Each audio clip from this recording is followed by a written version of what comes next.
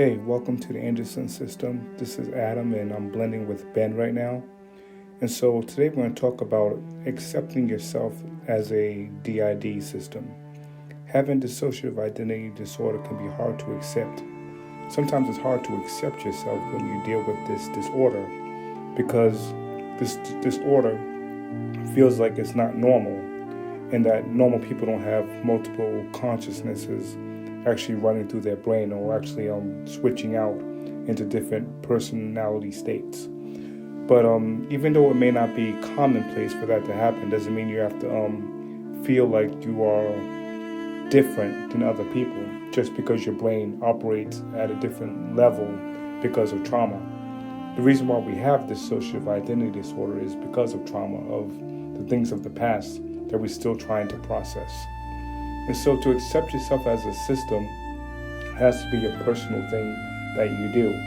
It has to be a personal thing that you decide to do within yourself. And what we have done with Anderson System is that we have talked to different headmates and had a conversation within our inner world on how to accept each other and how to accept what has happened to us. Not saying that we're perfect at this. No, we're not perfect at this. It's something that we're still processing how to do.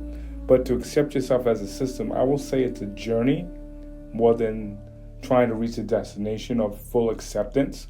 It may take a while to have maybe that aha moment of full acceptance, but ultimately, accepting yourself as a system is a process.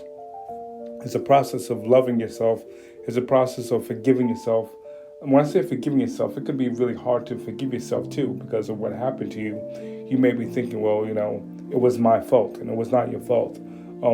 You were just a victim of a crime, And so accepting yourself is a very difficult thing to do. And so I would say, if I would give you, some bullet points on how to do that, would be just accepting what has happened to you, saying, okay, this is what happened to me. It was not right. It was not my fault.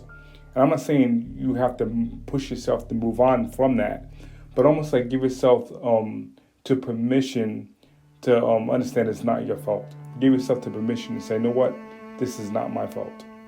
And the second thing I would say is also learn how to love yourself. Loving yourself is a very difficult thing to do. It's even hard for even singlets to learn how to love themselves. No matter who you are on a planet, loving yourself is a very difficult thing to do. But I would say try to learn how to do that.